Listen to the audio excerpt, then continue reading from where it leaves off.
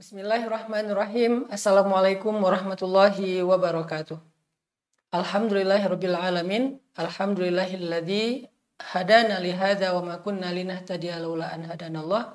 Asyhadu an la ilaha illallah wahdahu la syarikalah wa asyhadu anna Muhammadan abduhu wa rasuluhu la nabiyya ba'dah. Teman-teman, kita mungkin pernah baca cerita ya.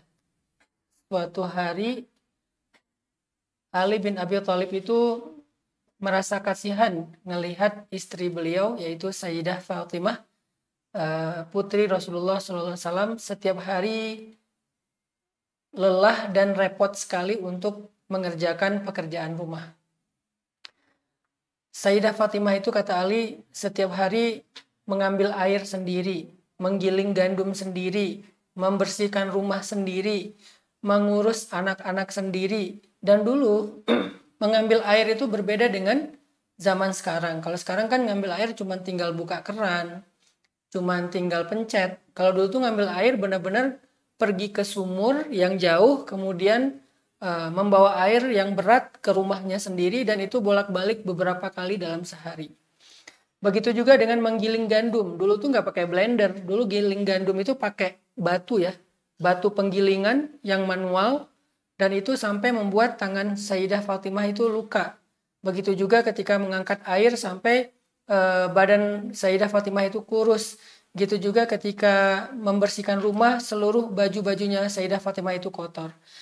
Melihat kondisi Sayyidah Fatimah yang sangat kerepotan mengurus rumah, sedangkan Ali nggak bisa banyak bantu karena juga banyak amanah dakwah di luar sana.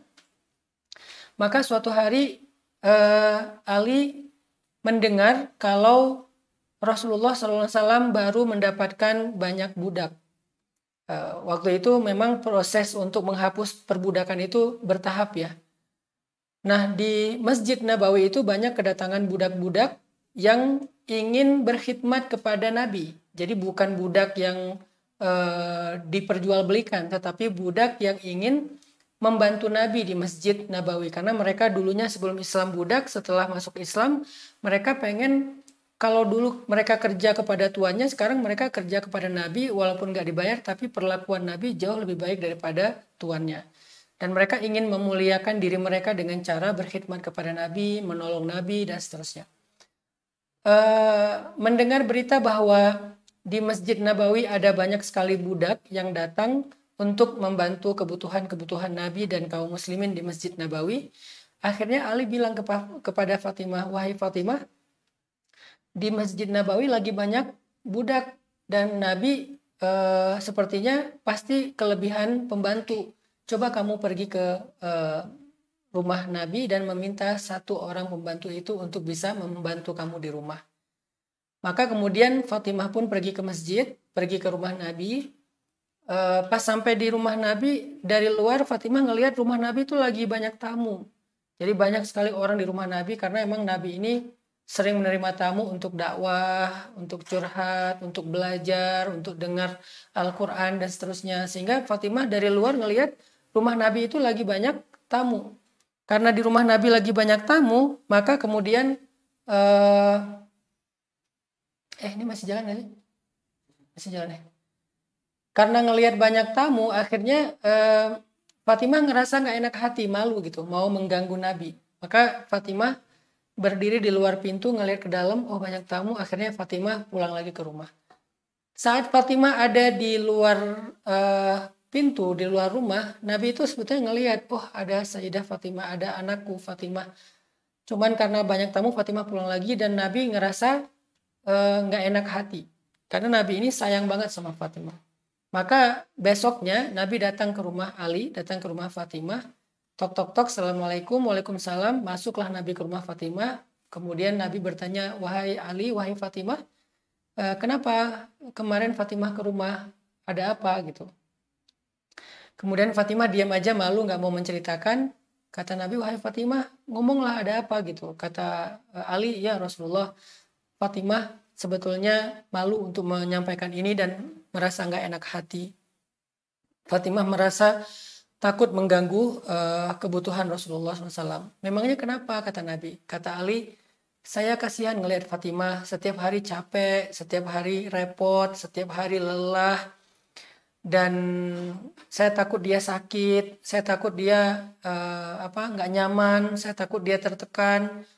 Karena setiap hari Fatimah itu mengurus rumah, mulai dari menggiling gandum, kemudian mengangkat air, kemudian membersihkan rumah, mengurus anak-anak, membantu fakir miskin.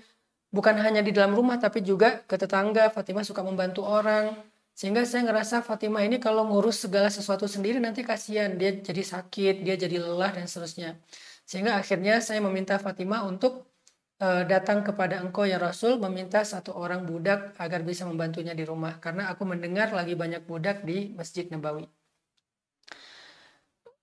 Mendengar curhat dari Ali tentang istrinya, maka Nabi Shallallahu Alaihi Wasallam tersenyum dan kemudian bilang ke Fatimah, wahai Fatimah, mau nggak ayah kasih tahu sesuatu yang, mau nggak ayah berikan sesuatu yang lebih baik daripada pembantu?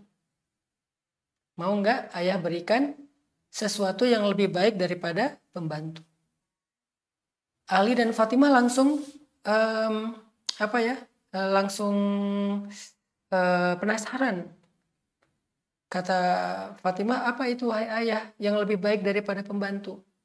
Kalau kita sekarang, kalau saya sebagai ayah, mungkin kalau anak saya perempuan udah nikah, saya ngelihat dia susah hidupnya, dia repot di rumahnya, suaminya juga sibuk dengan dakwah, pasti saya akan bilang, nak kamu ayah beliin mesin cuci ya, nak kamu ayah beliin dispenser ya, ayah beliin blender ya, ayah beliin apa misalnya kompor yang bagus, yang matic dan seterusnya.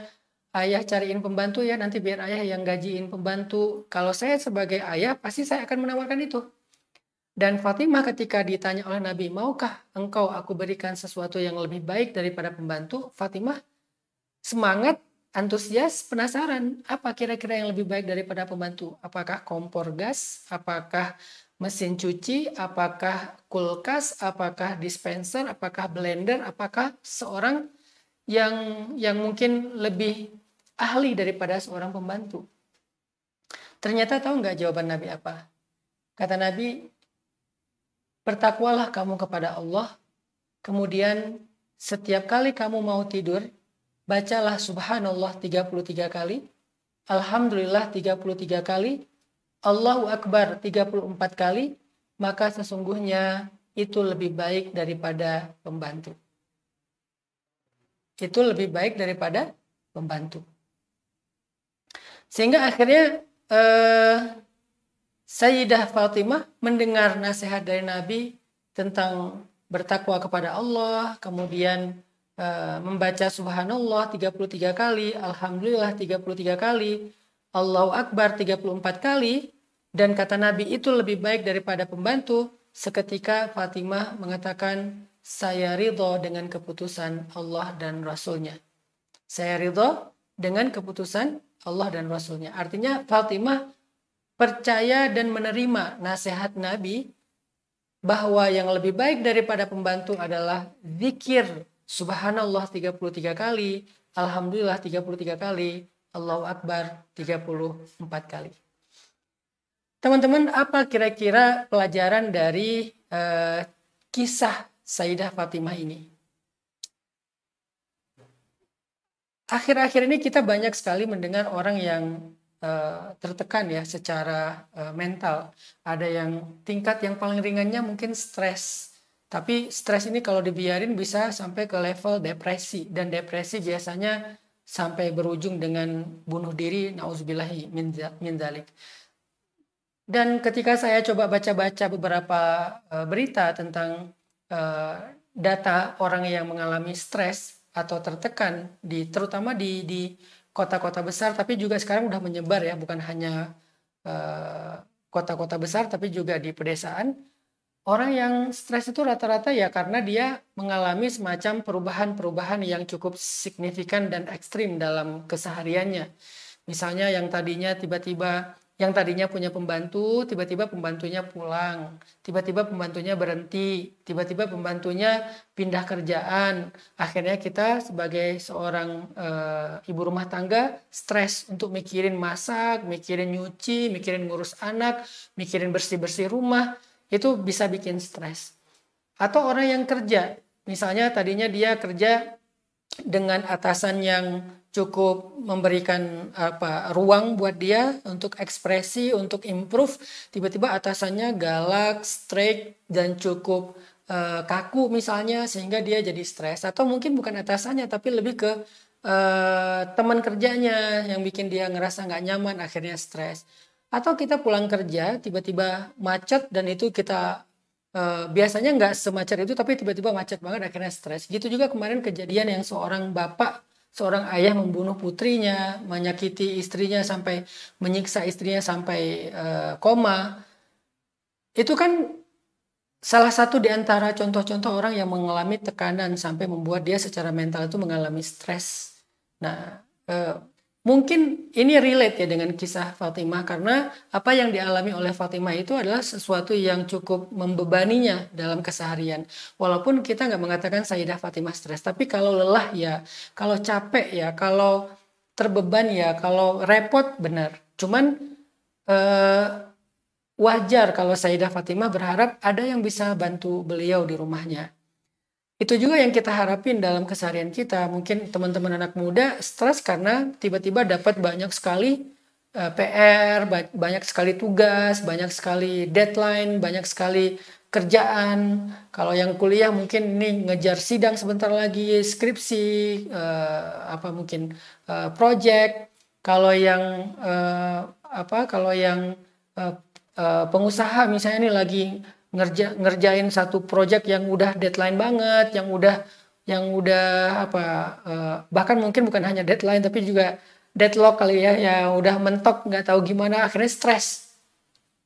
Ketika kita stres, semua kita mencari solusi yang menurut kita tuh kayak bisa ngeringanin beban kita, solusi yang bisa meringankan beban pikiran, beban tenaga, beban waktu, beban pekerjaan. Kita mencari solusi seperti itu. Dan itu juga yang dicari oleh Sayyidah Fatimah. Itu juga yang dicari oleh Sayyidah Fatimah. Sayyidah Fatimah mencari solusi untuk meringankan bebannya. Dan itu adalah usulan dari suaminya juga, yaitu Ali bin Abi Thalib. Yang bisa meringankan beban pekerjaan di rumah tangganya, meringankan tenaganya, meringankan pikirannya, meringankan repotnya. Itu yang dicari oleh Sayyidah Fatimah. Tapi tahu nggak? Ternyata Nabi tidak memberikan solusi itu. Justru yang diberikan oleh Nabi itu adalah solusi lain yang nggak pernah terduga oleh kita. Ketika kita stres dengan pembantu yang pulang, ketika kita stres dengan pekerjaan yang numpuk, dan semuanya juga lagi kejar deadline, ketika kita stres dengan tugas-tugas kuliah dan tugas-tugas sekolah yang banyak, ketika kita stres dengan networking kita atau dengan pertemanan kita, sosial kita misalnya, ketika kita stres dengan perilaku pasangan kita berpikir solusi apa yang bisa meringankan saya. Ternyata teman-teman, solusi yang diberikan Nabi itu adalah zikrullah, zikir. Solusi yang diberikan Nabi itu adalah zikir, bukan mesin cuci, bukan blender, bukan dispenser, bukan pembantu atau asisten rumah tangga yang expert. Yang diberikan oleh Nabi itu adalah zikir. Kenapa? Karena banyak masalah dalam kehidupan kita, banyak beban dalam kehidupan kita terasa berat bukan karena bebannya berat. Banyak masalah yang kita alami dalam hidup itu terasa begitu mengganggu bukan karena masalahnya memang terlalu besar dan mengganggu. Tapi kemampuan mental kita, jiwa kita dalam mengemban atau memikul beban itu gak terlalu kuat. Karena kita ngerasa hidup kita kayak nyesek ya. Kita ngerasa hidup kita nyesek, kita ngerasa hidup kita sempit. Itu bukan karena masalah kita besar sehingga hidup kita menjadi sempit, bukan. Seringkali bukan masalahnya yang besar, tetapi memang hatinya yang kecil. Bukan masalahnya yang besar, tetapi memang jiwa kita yang sempit. Bukan masalahnya yang berat, tetapi mental kita yang lemah. Karena kalau kita membandingkan dengan orang lain, kita kadang menemukan ada orang yang punya masalah lebih berat dari kita dan dia masih terlihat masih terlihat santuy, masih terlihat kuat, masih terlihat wajar dan masih mampu untuk bisa survive, bahkan dia bisa survive. Kadang kita ngerasa anak baru 1 atau 2, seorang ibu rumah tangga dengan anak 1 atau 2, dia udah ngeluh banget karena nggak ada asisten rumah tangga. Tapi di tempat lain ada ibu-ibu dengan anak 9, dia tidak semengeluh ini. Dan dia juga nggak punya asisten rumah tangga. Terkadang masalah utama dalam hidup kita itu bukanlah beban hidup, bukanlah gangguan dari luar, bukanlah musibah, bukanlah masalah, bukanlah sesuatu yang menjadi yang sifatnya dari luar. Bukan itu masalah utama dari hidup kita. Terkadang masalah utama dari hidup kita adalah hati kita, jiwa kita, mental kita, kekuatan diri kita. Sehingga yang kita butuhkan dalam menghadapi hidup itu nggak selalu solusi yang untuk meringankan beban. Nggak selalu solusi untuk menghilangkan masalah. Tapi kadang yang kita butuhkan dalam hidup itu adalah kekuatan jiwa, kekuatan batin, kekuatan mental, kekuatan fisik untuk mengangkat beban dan masalah tersebut. Saya sering ngasih analogi gini. Ada satu ruang, ini seperti ruang studio ini, ukurannya kurang lebih 3x3. Ruang studio yang 3x3 ini, kalau diisi oleh oleh 10 orang misalnya, maka ruang ini akan terasa sempit. Ada 10 orang di sini, semuanya duduk bareng di sini, pasti akan terasa sempit ruang 3x3. Apalagi buat tidur, buat duduk aja udah pas-pasan. Buat tidur susah, untuk selonjoran aja susah, apalagi kita berbaring. Karena 10 orang di ruang 3x3. Lalu 10 orang ini dipindah ke ruangan lain yang ukurannya 10x10. Maka tiba-tiba kita merasa lega, merasa nyaman, bisa selonjoran kaki, bahkan bisa berbaring, bahkan bisa bolak-balik, bahkan kita bisa beraktivitas secara nyaman di situ. Padahal jumlah bebannya sama-sama 10 orang. Tetapi kenapa di sini terasa sesek dan sempit, di sana terasa lega dan nyaman? Bukan karena di sana bebannya lebih kecil, tetapi ruangnya lebih besar. Hidup kita kadang seperti itu, teman-teman. Seringkali kita mengeluh, saya gini, saya gitu, ini masalah kerjaan banyak banget, ini tugas banyak banget, ini teman-teman gak ada yang benar, ini dan ini itu, semuanya kita keluhin, seolah-olah kita tuh overweight. Jadi kita tuh kayak kelebihan muatan. Kenapa ada istilah overweight sampai kelebihan muatan? Karena ada batasan. Misalnya kita naik pesawat, kabin itu batasannya 7 kilo. Begitu kita isi 8 kilo, maka itu akan lebih 1 kilo.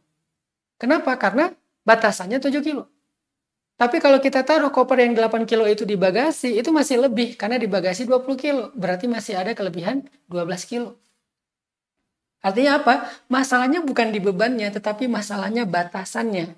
Kita mau membuat batasan itu sempit atau lega. Mau batasan itu kecil atau besar. Mau batasan itu ringan atau berat. Hidup kita kadang kayak gitu. Jadi kayak Nabi paham banget bahwa masalah Sayyidah Fatimah itu bukan di pekerjaan rumah aja. Walaupun itu sesuatu yang mungkin agak merepotkan. Tetapi masih wajar lah. Justru masalah Sayyidah Fatimah itu adalah kekuatan mental dalam menghadapi beban hidup. Kekuatan jiwa dalam menghadapi amanah rumah tangga. Itunya yang harus ditambah.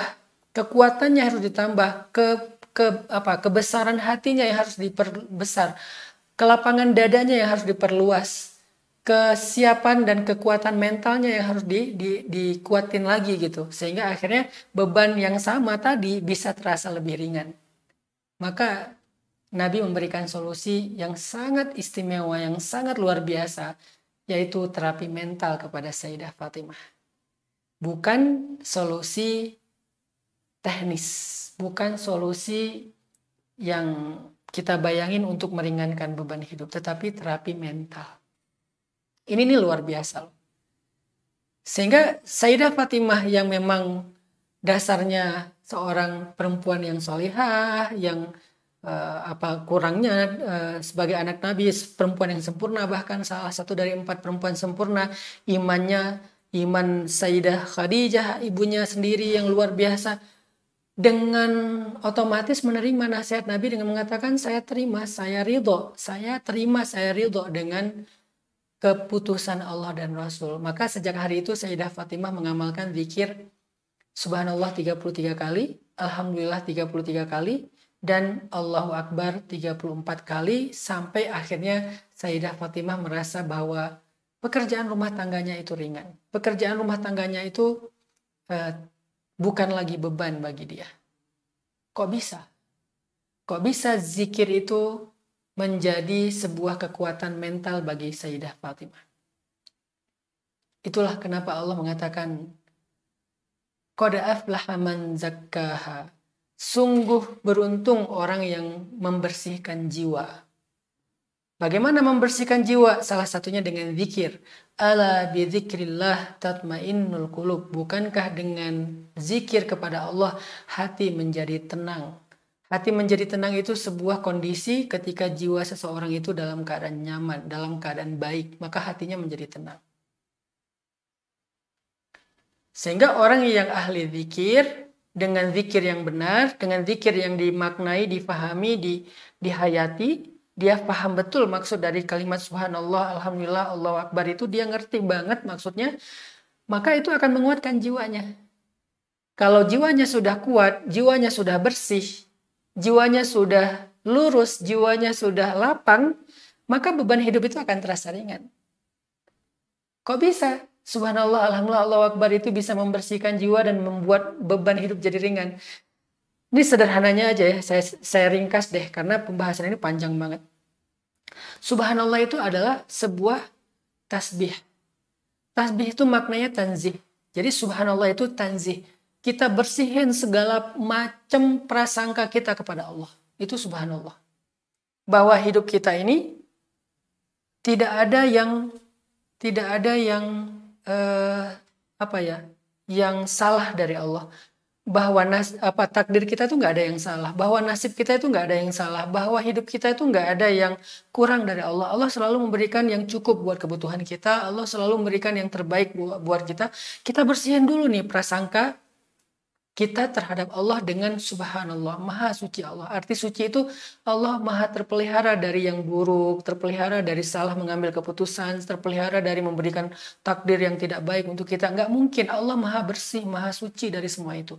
Dibersihin dengan 33 kali tanzih, tasbih, purifikasi, menjernihkan pikiran tentang Allah dari prasangka, zunun. Makanya ketika sahabat mulai khawatir dalam serangan musuh, mereka merasa kayak sendiri, nggak ada pertolongan dari siapa-siapa. Allah menyebutnya dengan istilah watadzunnuna billahi dzunun, dan kalian berprasangka kepada Allah dengan prasangka-prasangka yang nggak benar. Sehingga Allah menasihati mereka, menyuruh mereka membersihkan prasangka mereka. Itu ada dalam kalimat subhanallah. Ngerti nggak kita maksudnya? Jangan-jangan kita mengucapkan subhanallah sebagai ritual saja dan kita nggak ngerti, makanya tidak menguatkan jiwa. Kemudian alhamdulillah itu adalah grateful, merasa paling beruntung, berterima kasih, bersyukur terhadap kebaikan Allah. Itu arti alhamdulillah. Artinya alhamdulillah itu sebuah ungkapan dalam jiwa seseorang bahwa dia merasa beruntung. Allah baik banget, Allah selama ini udah ngasih saya banyak nikmat. Kita ingat nikmat-nikmat Allah lewat alhamdulillah 33 kali itu. Nggak apa-apa, yang keingat aja. Allah udah ngasih ini, Allah udah ngasih itu, Allah udah ngasih ini, Allah udah ngasih itu. Allah baik banget, Allah sangat peduli kepada saya. Allah yang baik-baik dimunculkan. Makanya saya pernah bilang tazkiyah itu ada dua artinya. Yang pertama tathhir, yang kedua tanmiyah. Pertama pembersihan, yang kedua penumbuhan, diisi.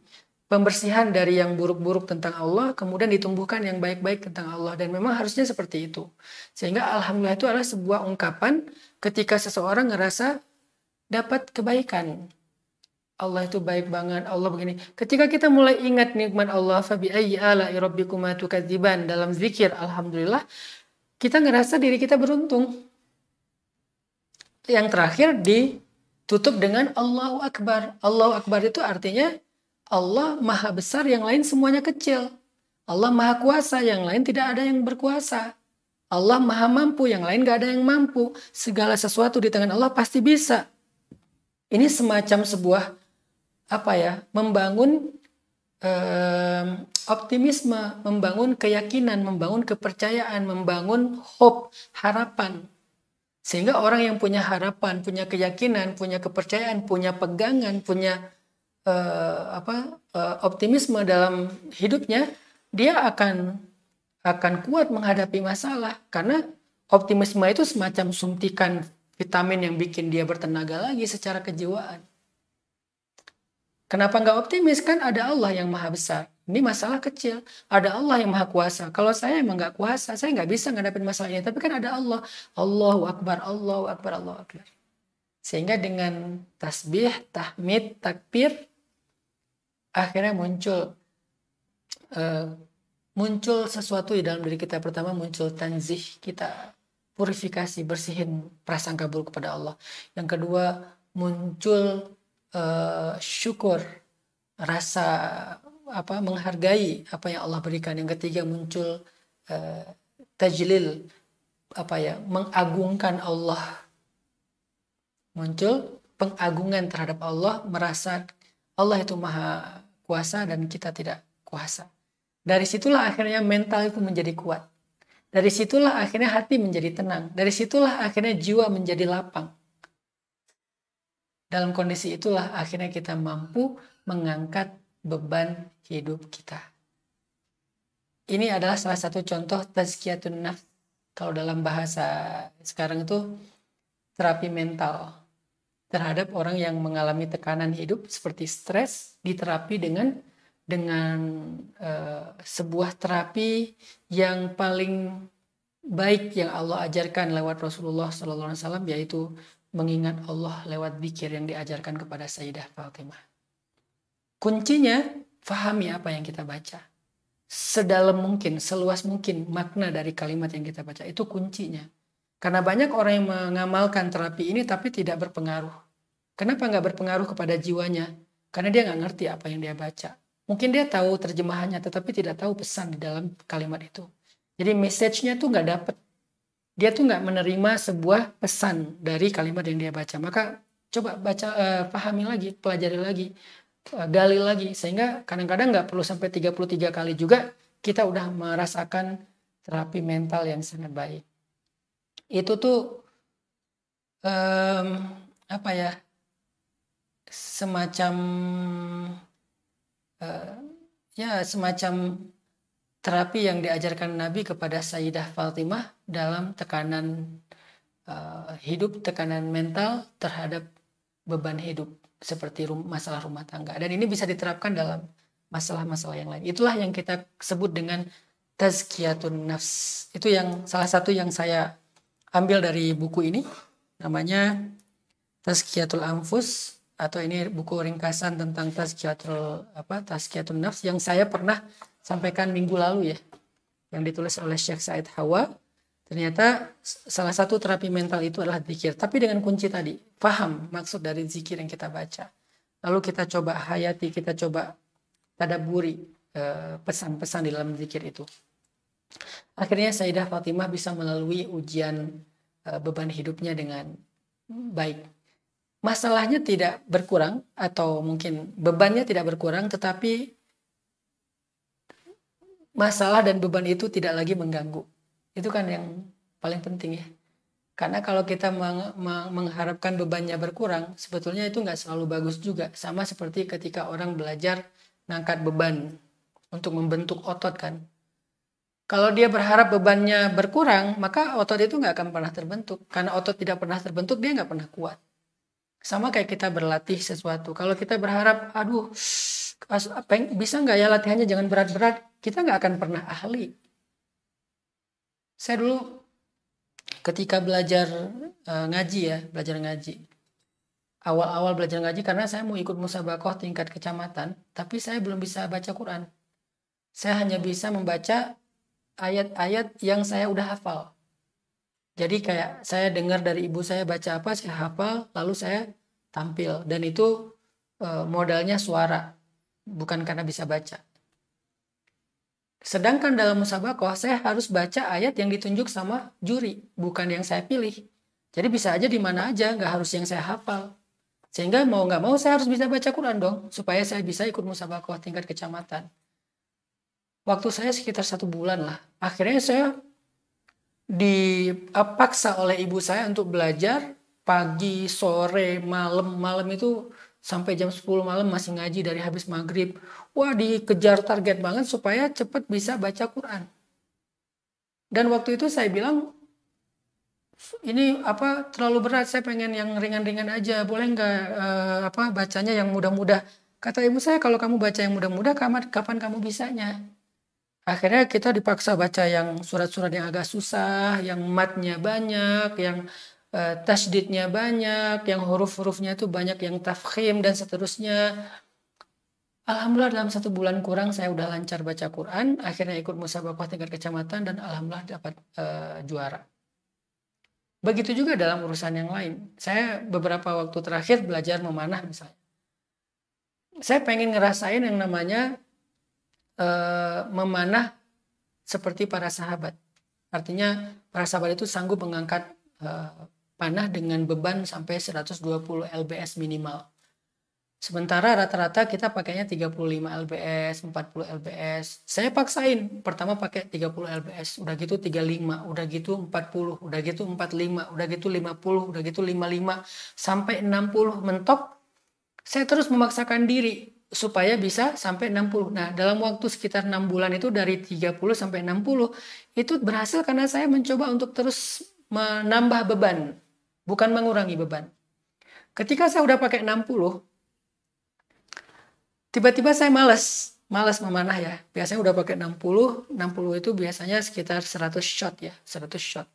Dibagi 10, jadi 10 shot, istirahat 2 menit, nembak lagi, istirahat, nembak lagi, 100 shot sehari. 60 lbs itu udah kerasa nyaman dan bahkan bisa ditahan di pipi gitu, nggak langsung dilepas. Selang beberapa lama saya lagi males, lagi banyak kerjaan, akhirnya nggak nembak lagi. Pas nembak saya juga nggak mau pakai yang 60, lagi males kan, pakai yang 35, pakai yang 35. Oh nyaman.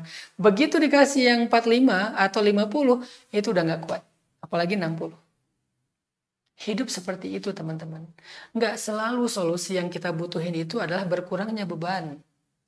Karena berkurangnya beban kadang nggak baik untuk kita, membuat kita lemah, membuat kita nggak lagi memiliki kemampuan, skill, membuat kita jadi downgrade gara-gara beban yang berkurang.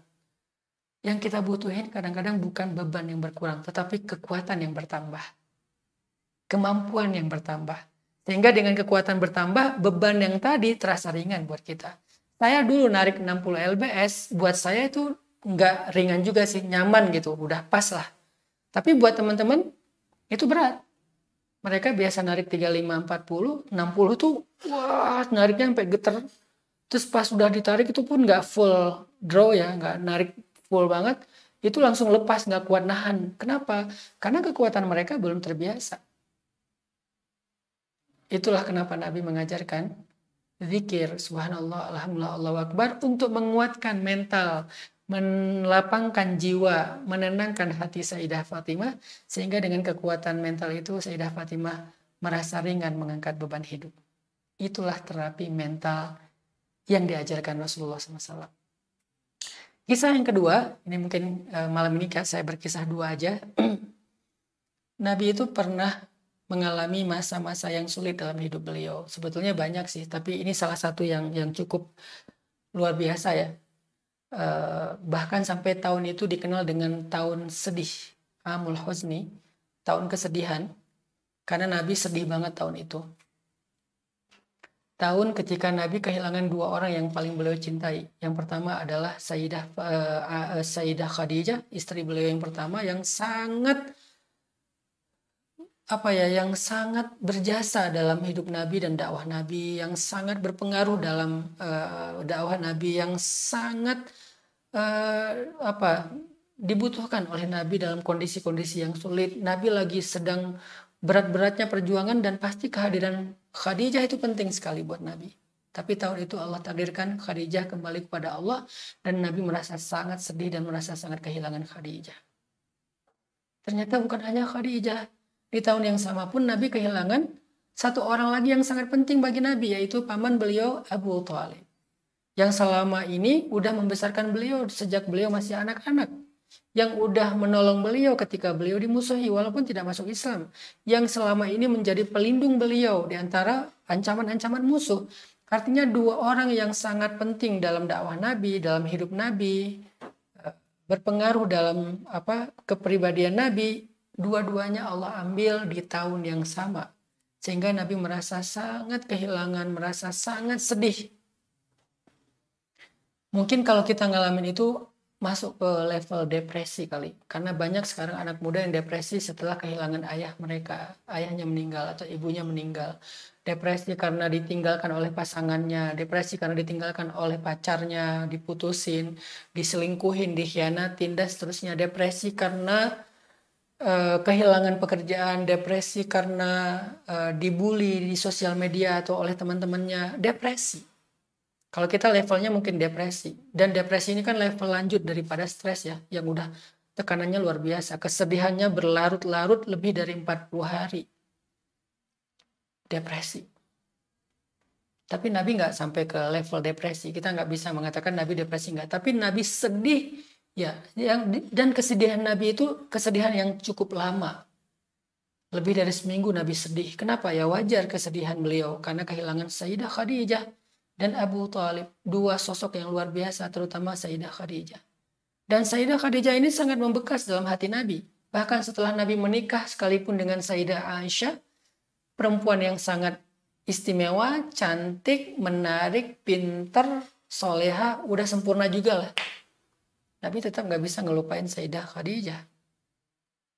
Ketika ada perempuan, itu sepupunya Sayyidah Khadijah datang ke rumah Nabi, mendengar cara ngomongnya mirip seperti Sayyidah Khadijah, Nabi tuh kayak ngerasa ada Khadijah gitu, kayak muncul lagi tiba-tiba memori tentang Sayyidah Khadijah yang membuat Aisyah merasa cemburu. Saking membekasnya Sayyidah Khadijah dalam hati Nabi SAW.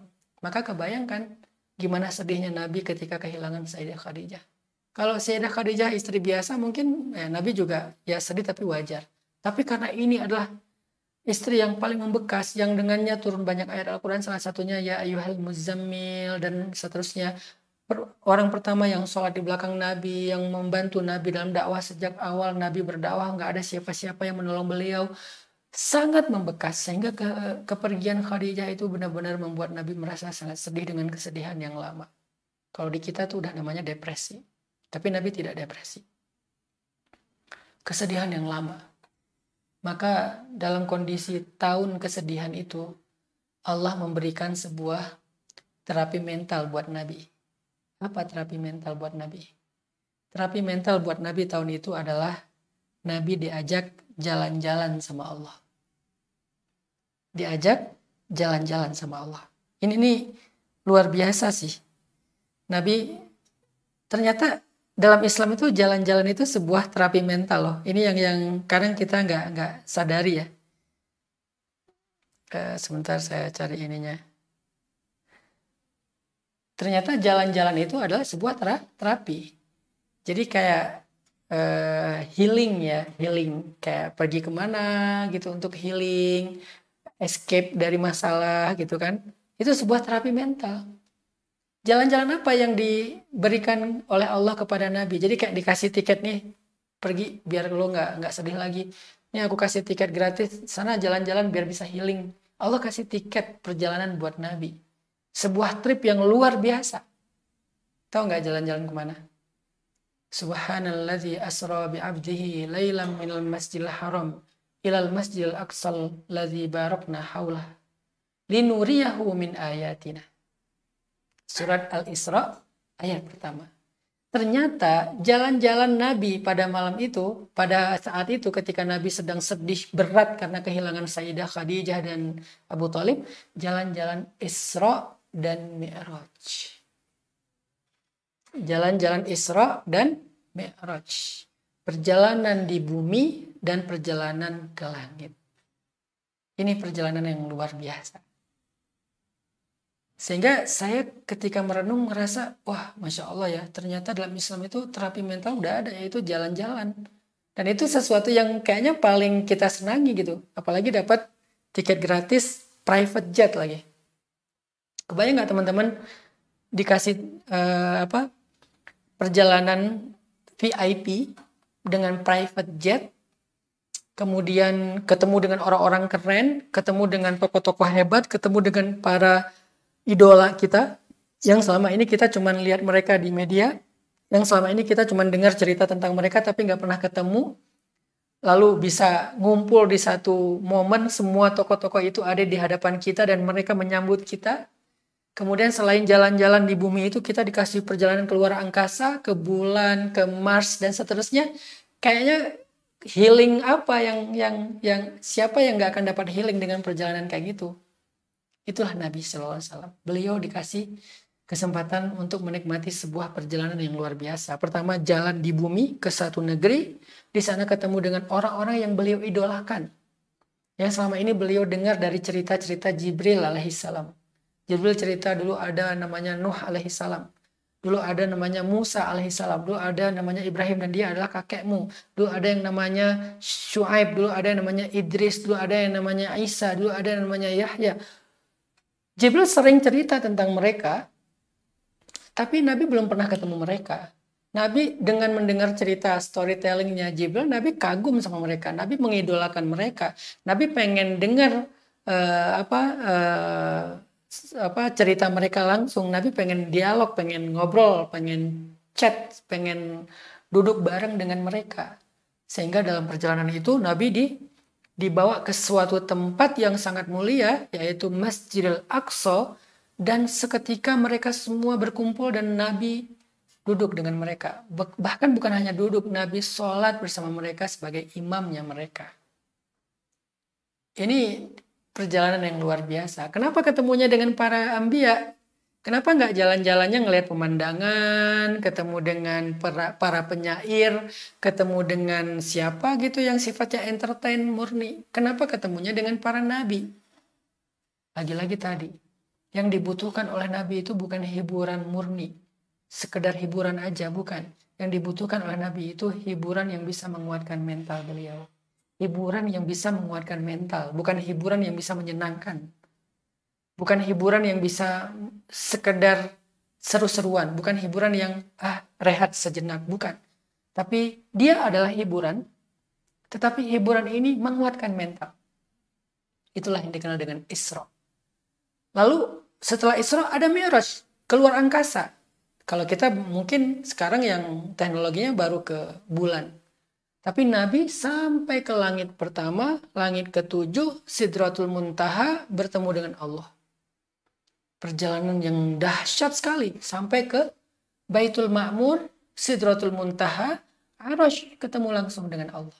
Namanya Mi'raj. Itu juga hiburan. Kurang hiburan apa? Naik ke langit luar angkasa. Kita ngelihat ilustrasi luar angkasa aja, galaksi, kemudian space, alam semesta dari jarak sekian ribu tahun perjalanan cahaya, kita udah merasa terhibur ya. Apalagi kalau kita pakai 3D misalnya atau pakai metaverse, kita ngelihat semua itu seolah-olah real banget, itu lebih terhibur lagi kan.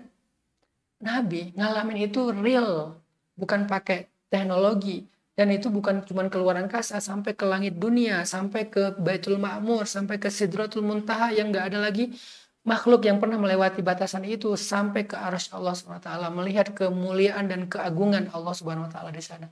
Itu kurang hiburan apa? Tapi hiburan itu nggak semata-mata untuk menghibur beliau, sekaligus menguatkan mental, jiwa, hati beliau, sehingga ketika beliau pulang dari jalan-jalan, beliau siap menghadapi hidup, siap mengangkat beban hidupnya lagi. Hiburan dan perjalanan seperti itulah yang kita butuhkan, teman-teman.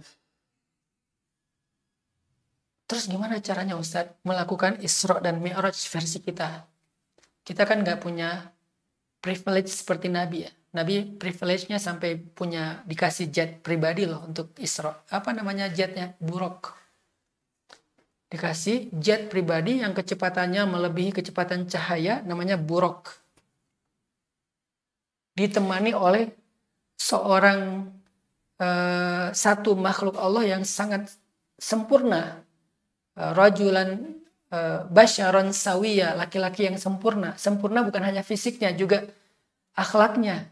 Yang nyaman banget pasti having trip bareng dengan dia. Kita kan trip itu bukan soal destinasi kan. Trip itu soal bersama siapa kita melakukannya.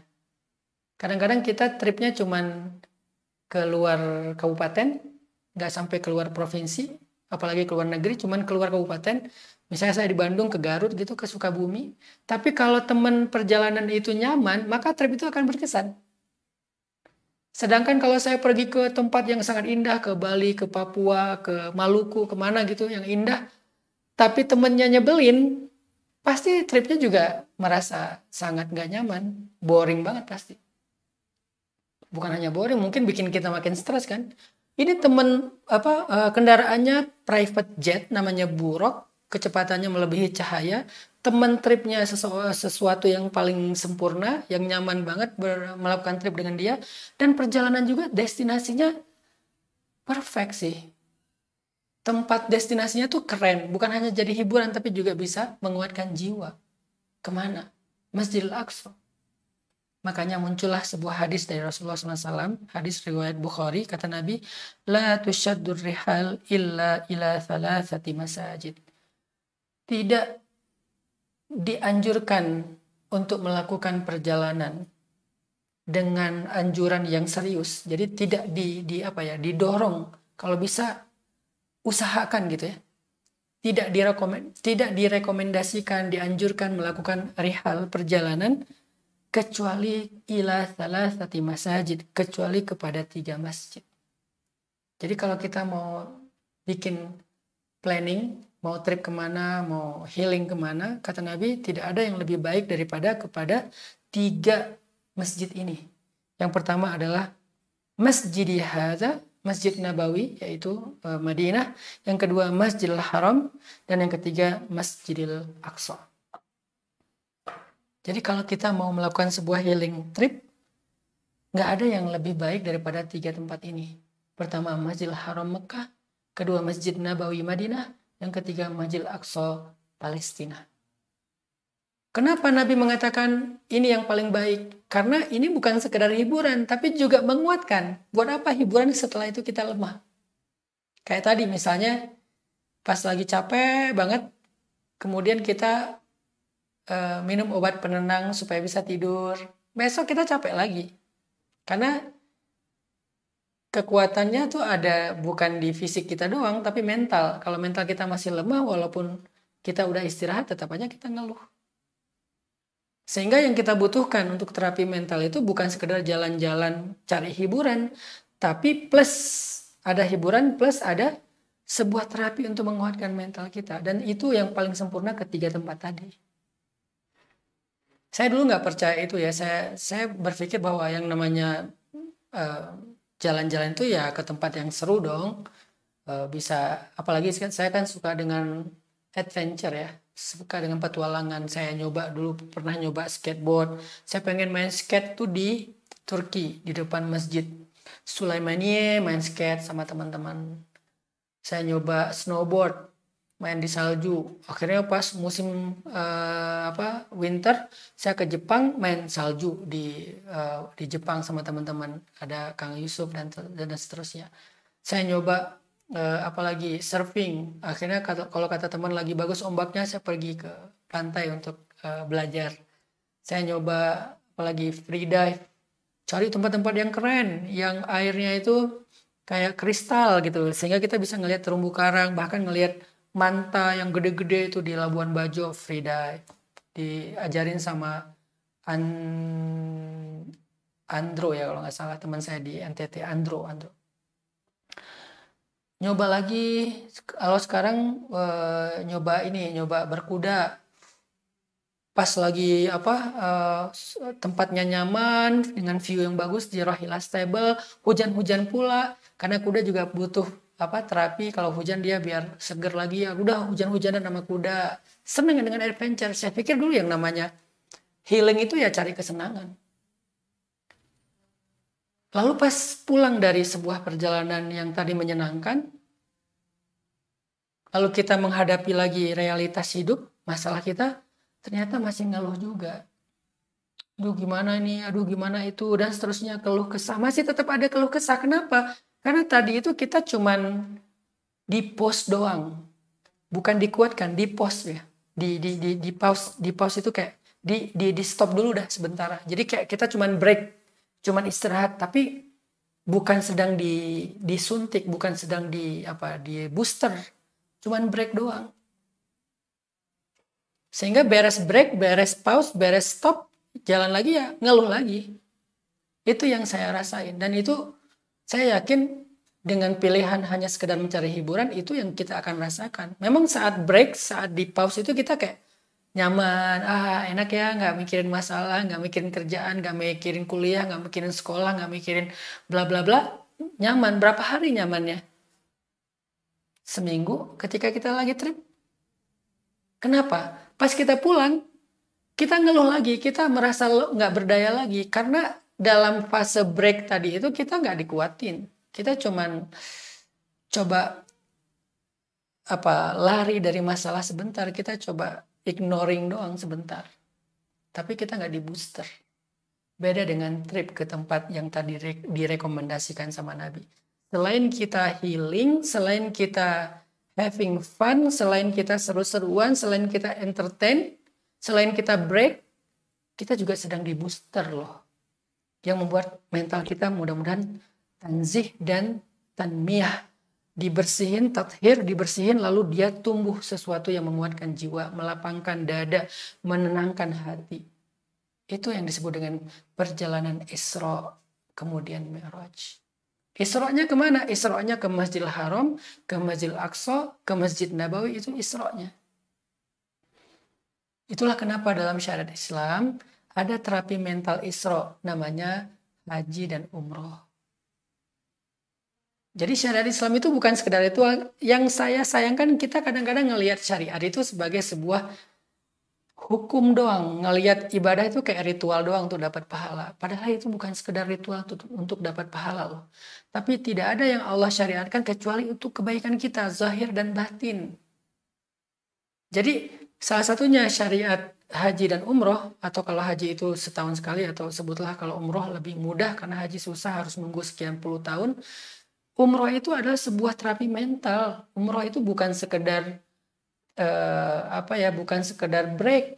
Umroh itu bukan sekedar entertain, walaupun dapat entertain. Saya seringlah bawa umroh orang yang menikmati banget perjalanannya. Apalagi kalau umrohnya dengan orang yang kita nyaman. Itu entertain ya, tapi bukan sekedar entertain. Dia menjadi sebuah booster, disuntik kekuatan batin, mental, jiwa, hati kita untuk bisa mengangkut beban, sehingga beban hidup yang sama itu sebelum kita berangkat umroh dengan kita pulang umroh, bebannya sama, tetapi kita merasa lebih ringan. Kenapa? Karena kita udah lebih kuat secara mental. Itulah kenapa Allah syariatkan umroh. Apalagi ketika kita berangkat umroh itu kita ditemani oleh orang yang mengerti, pembimbing. Kayak Nabi Isra Mi'raj, Isra-nya itu bersama Jibril. Maka ketika dalam perjalanan itu Jibril yang menjelaskan. Misalnya Nabi lagi ngelewatin sebuah gunung, namanya Gunung Tursaina di Mesir ya. Nabi mencium aroma yang sangat wangi dari Mesir. Wangi sekali. Sampai Nabi nanya, wahai Jibril, ini aroma wangi dari mana? Kata Jibril, itulah aroma wangi dari kuburannya Masyidah yang dibunuh oleh Fir'aun dalam keadaan dibakar hidup-hidup bersama sekeluarganya.